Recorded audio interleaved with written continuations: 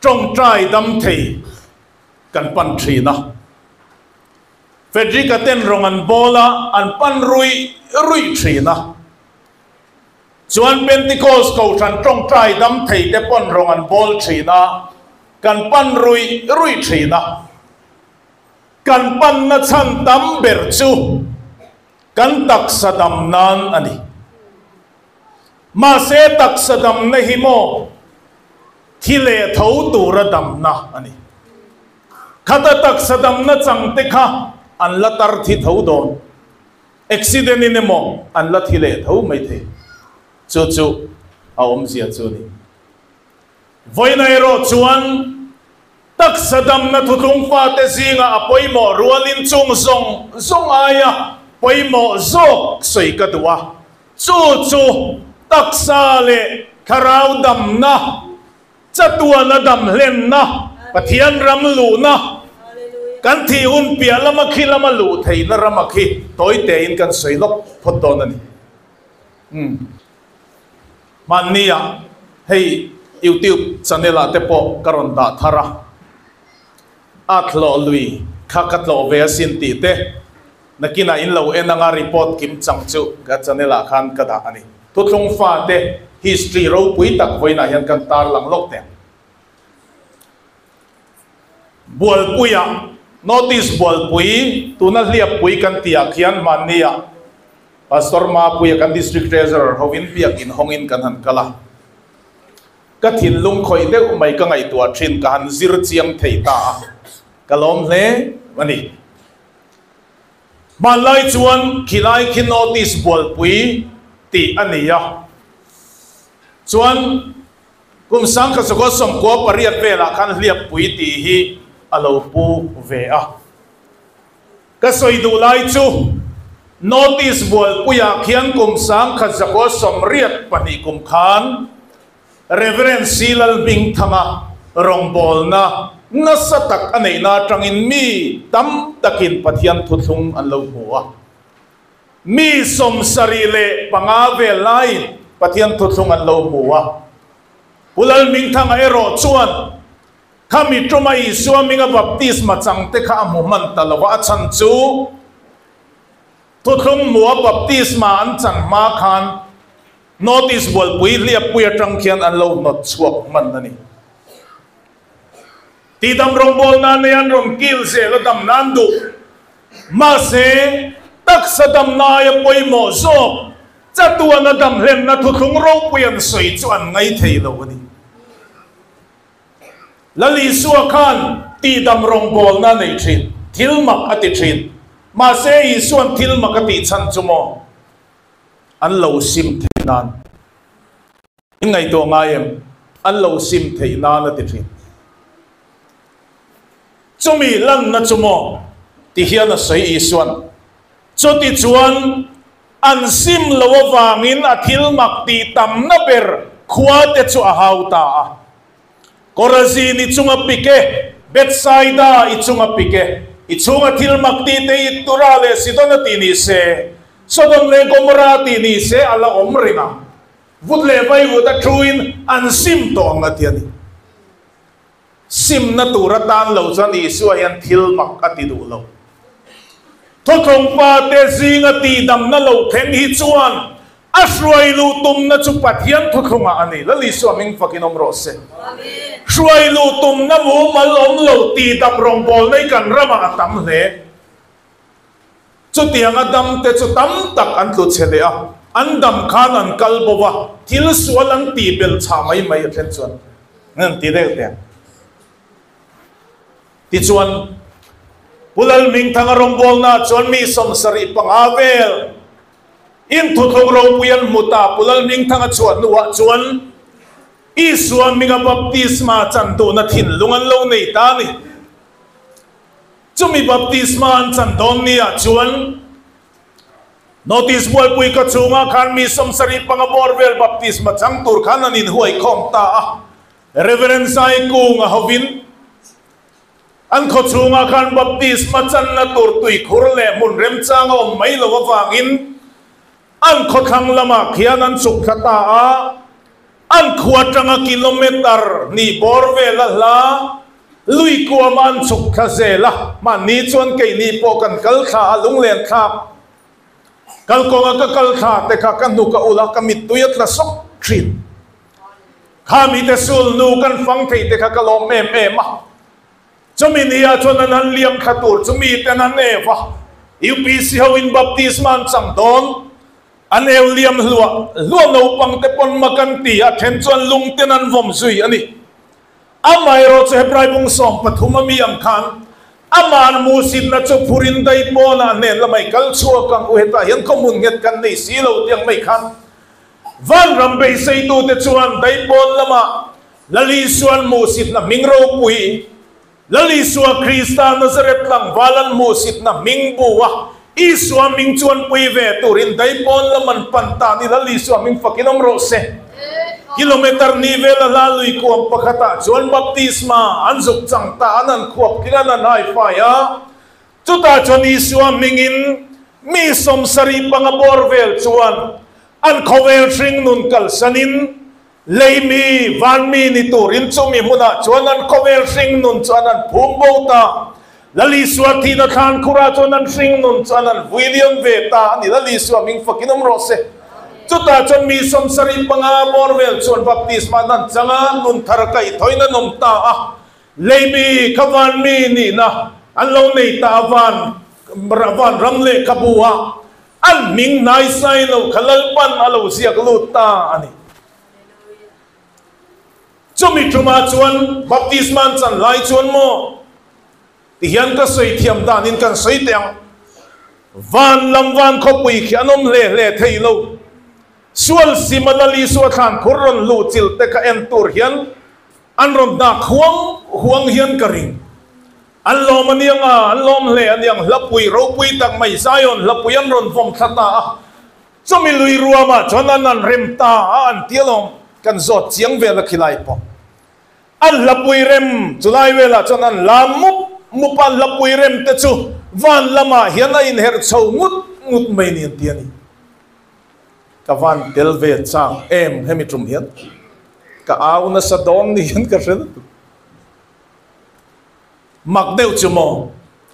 an baptisma juk chan na lui mingkha athlo lui lo ni kher peka atlo luya khan atlo chungin van ramon juk lo chuak ta ni lali su ming fakinom rose he thon tu hi angai nom hi ka ti top thei chu wangin special report kan siam to pani youtube pagata lo en maro in mit tu yatla ka lo ataka te tila chuak lo lui chuan history anaya kan sei le lok alui kama khan chang le nim mun deu ram rim tak mai om trina ti tun main chulai muna chon tu man ram than yan rin lo wangin lei pui le ba mun i lo patran tak yal po an val chin ngai lo ani an tin chin ngai lo ma se kum khat chu papa khatin lova awat ringot mai kha nim deu ro muna kha awa ta ke o an tin ati to pa chu pukola ani anti pukola chuan lova awat ta awat duai maya ichon mi ten khalai kharam chi ani khai wa atak enga dinge wa khami thar lowang eng mai thar don lo antia ma se pukola chuan kan nei lak lo to thoma dang lang na turin khuat lai lak lo to chuwangin ka wa phot mai nge tia ichon chu lo cha wa chau zela ichon chu mi kum chon lova anei ta ni chu mi kum khuan mai chon mi ten mi apa antia ni mi apa ni chung hong thui zia chumo afa te kha mi apa fa ten ni mai anu pui kha mi apa nu pui an kom thang te kha mi apa te kom thang amel ria te kha mi apa mel ria ani aminga thalo chumi kom chon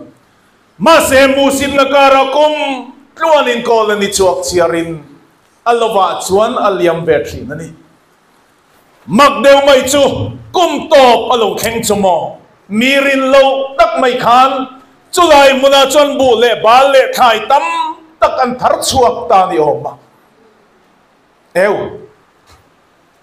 ibu te chu va thaem antia I thai te chu va thaem antia takaloni hi ati mai thina ni thutama soilo chu wangin lo chungin chu rama chon bu le baltam takathar chuata ka wangin chulai ram minga chon lo ram lo mol kan vuwa ngat te angati veta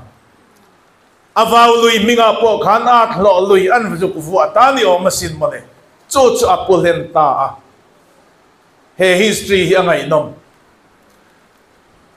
chu pai na lo changa bu tam tak khai tam tak lo thar chuan na rama chuan chu luya te chuan lo chungin khovel mi ni nakal sanin na chitin reng mu sin na le diriam na tin reng kal sanin chumi rama chuan thutlung pa ni tura lalpa ko te chuan lo chungin van raman lo chuak ta lali sioming fakinom ro se varo pui em tiro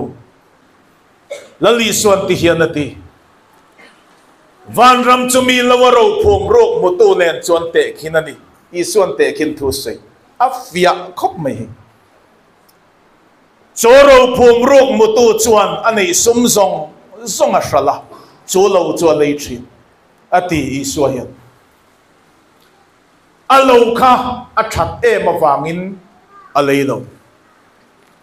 are memorem lo me lung pui mun lung phishit mun ani emoni lo vemo alei chan ani lo chulo alei chan chu achunga ro in phom ru te kha alei chan ani lali suam hing fakinom ro se tiro chu ngun takin voina hian zirlok angai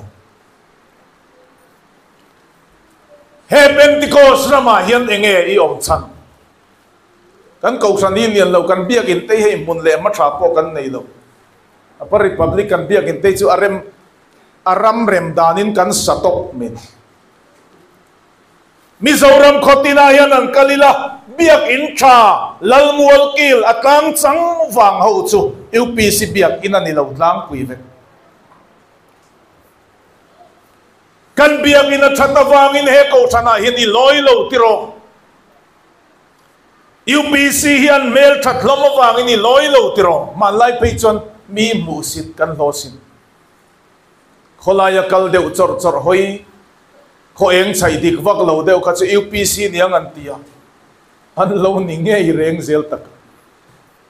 re e kan pu patean thil bo reng pate a in ti thana zena inan chuya ka lo ni nge reng zel at yak dewi an lo ni nge reng zel chowang chuan pentecost ko san te hi khovel thila chuan sal kan talo kan zai thiam te hi mo khovel huwa pa lar ve har kan hla te hi alar har chowang in thutlung pa te khovela hian lar har em ani ma se kei chu kan tile lok teng kalam hlo lal pan mi pe a hil dang ani lo kalam vak hlo ani lam lo chan tur kan nei lo wang kalam hlo song composer of the year gospel lelte award ka kumsang ni som di pakata khan kadong vetlat min chu kalom nani apa ka chon UPC tan hian lar har kan thuthunga te hi kan la te hian lalal tak tur kan ngaya hian thuthung ti kan an ze chuan an ner khat zel mani aram ni eng moi ti la hi sak min ti la ko san dang ten an ma ko san ming chu sei kher zel lo an conductorin pumarin chandam tu thuthung wanga sual ngai dam ten ni ti hi kan upa ten an ngai huat ka hlau dewa enge soifia don tai leng tin ne ka soifi angatia bible kan keute katia ka keu atia thuthung lui ti muem o mue thuthung thar ti muem mue khami khatse thak an rot lovani chuan an hoem lo turanga yang katia ithil soidan chu atian nui vak nia huat lai an nei tat zela mun chen kata chandam tu thi sen wanga sual ngai dam ten ni tia lo modify ten ma in modi don ai chon lo sa to lo mai ru ka ti ve mi amaya kha te ber kha kan phu chan zo ko lo mo a chan beran pai dei ten mi pakatin cheng ko la hip tang tanga a hip chuak no la an no tu lo lian em ani hi mo le tia pai de ya a hi chan bera pai de adik lo ni chung te chu kan sei do ni UPC a hian ka oma zai mi kania la phua mi kania enga tinge ka om reng mania ka han zina muntam taka ka zina kan district roi tu te kan zui chuan ni tin zali vel DM in pe ani level kan an zin in cheng sang khat le zaruk vel te kan hon ve ran a ho khop mai kan zai ai zai thakop mai ka thin lunga khoi khop mai kan chi bai teng che chu zong chu kan lo chu ni mai kut bor lian tak tak kan chi bai nging loi loya chu kan lo chu ni khó về lại hiện thiếu râu quý đặc thủ thùng pha thì hiện căn lọ lấy nêm amaro chú hệ thủ thùng râu quý ta cái hiện ác lọ chú gin căn oma van ram chú lọ chua căn tum zog mo le với na hiện u nào du ta cái lọ na tur hit zong ina UPC hiện ka om lo vang lalpan talen min pek ve te hi ei zon na tham ni ve hi chuan ka hret chi ma se he ram tereu te a hiện ka trul pui ve a helai ramate hian ka tom pui nata ei zon na na ka man lalpa na phal ve lova lalpa hian chong zong chumin lak sak ve ka arong bol nan min man sakani atul chuan kanun na hial po petur in lalpan min ko ani zok lali swaming fakinom ro se he tu tung ro pui ta ki ka mu chian e mawangin unau te u vein thleng mai hian hei ayala lam na sat deu te kaladu kalam ve viau mo kate man nia kan chian no kain trong trai tira ila lam na salo ila auring lo kate ni dang ai chon tu in chukan aurin deu tak kha zan lama chon ala ring le kar le a chon a ring le zual kan ti zel don kan in au kheng don ani van ram khi Abraham Khan kanan rama lalpana kova kumenge moza anva vai nu khan Abraham anu pui sari chukum za som sari pani mi in alo thita a khwal zin kum te chu lo zo top ve ta ma se kanan rama khan keima ang mai hian ramin chikhat ma kanan ram khovela khan Abraham te hian anei lo amit thia mangaya nu pui phum na tur tak ngial po khanei si lo ba avela nam te chu ko khoma hetha tha te zinga mi joharafa pa efrona alo makbela ram alo monga puk om chu Abraham chon adilta ani efrona chu lo dinga pu Abraham lalpa in kan zinga ro pui takina siamta che a chu wangin ka lo monga puk le alo thingom zong telen imit thi phum nan chon ka pe ang che tia mase Abraham te hian nakina inpek ringot hichu nakina soi buai le te omang tir lo wang in Abraham mai mi fer takani wangin a manzat buk chuak ra uhan chuak te utia manzat anan chuak ka tangka sekel zalibuk alonia chumi chon Abraham chon churam makpela ram arama thingom zong le amonga buk om chu aleita alei chanber cho amonga puk om chu aw anu pui sari ruang da na to rina mamo ani Abraham te chung kwa hi nasatakin khowe ram danga antara sakopom na huna te pokhan ram sang changa antara ai kupta rama ten pem thul amai ro chu khoi rama pom sela kanan ram zau taka te khian ram kan nei ve chu tangka sekel zalibu ka kan le ania chu kan ram le chu makpela ram te khini ti in chu ram te chon per antar ve wa mai ti chuan Abraham chon anu pui sari chu phum ta a ol samjong in soila Abraham po chu mi muna chon an phum ve ta lo thi khan kum za som sari pangami ni na lo a khol jin kum lo zo top khan anu puyan phum na makpela po kan phum ve Abraham papa Isaac an phum Rebeki an phum Josephan papa Josepha wangin Jacob kha ai kupta rama fa tene nan pem kha amai ro chu Jacob po chuan kathi huna chuan kan kha tu te phum na makpela pu ka bok khan min phum don nia tia Jacoba chu lo thi khanan la chowang wanga chuta chuan phum ani chu mai ni lo Josepha ngei mai po khan a kha te zinga aru te kong thua thu ape a kan kha tu ten phum na kha na khan min phum don ni ti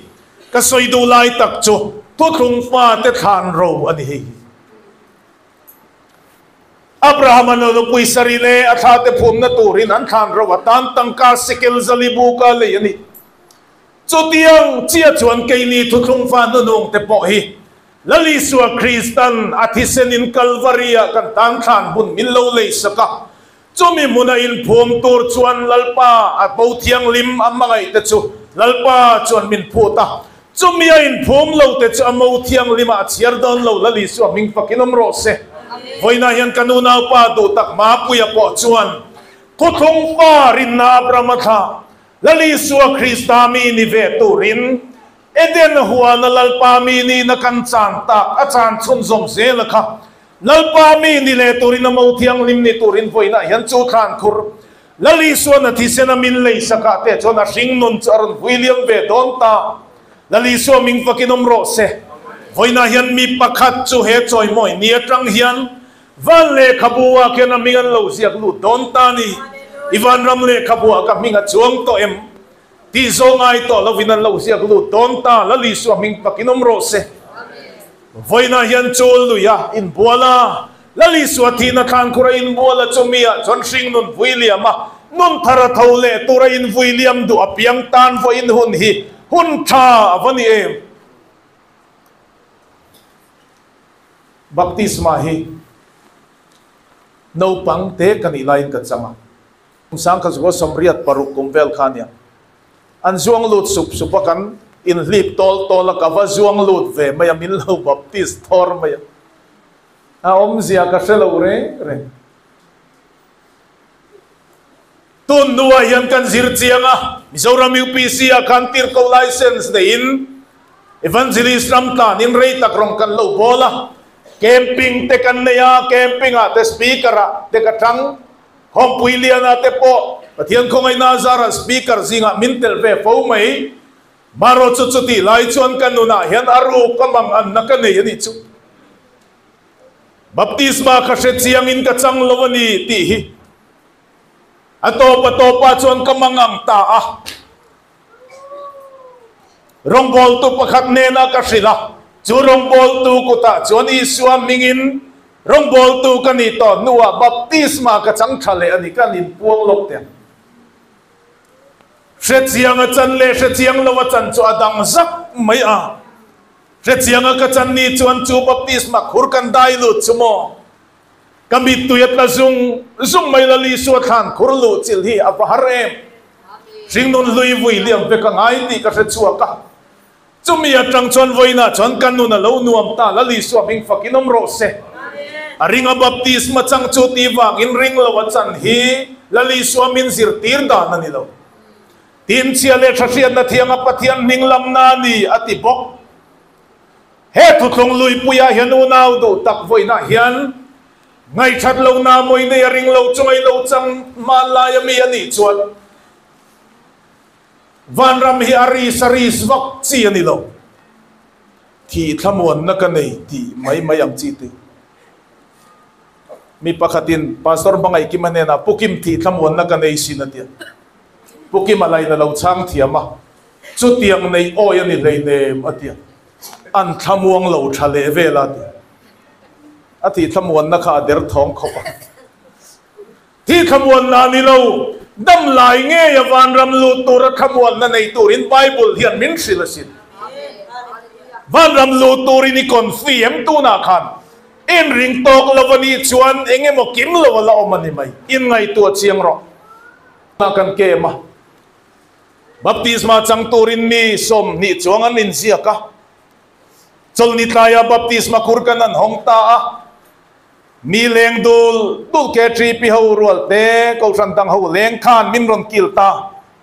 baptisma chang tur mi som ni chong in sia kha pathum chawin an chang ngam ta ni asia kha thai chiat le ngai karil ruhin na le mai ma se lalpan ne na chu changang katia baptisma khurkan dai lu ta tan chuan kan trong trai ta tharau lam la kan sata lali suat lom na ram kha tharau lam la asakalo ngai ta kan sata alelalpa itlom na ram hidai lu avarem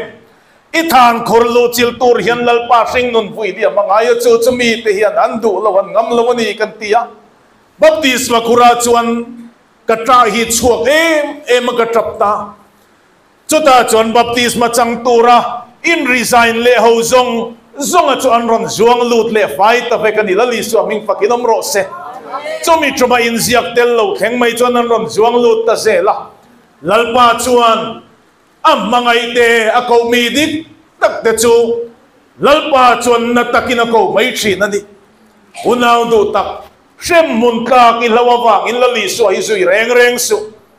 amai mangai awang in itanan nun lan to ni wangin ama hi at chil la zui turin boinia yan ka foi du chen van poi mo em ka trong trai thin lalpa imangai na thon thungai nom himin fil non le ang che kadam chu nang ma ka pat sang ngai lo nan che tin ka trong trai thin unaw du tak te uvoina hen lalpa to thung ro pui tak mai hi ivuan ta tang umiang chiang le zolina ma chuang turin a tul ani chon kan nun te lan turin hoina hen he to thung ro pui a hen in chiang thar non le tiang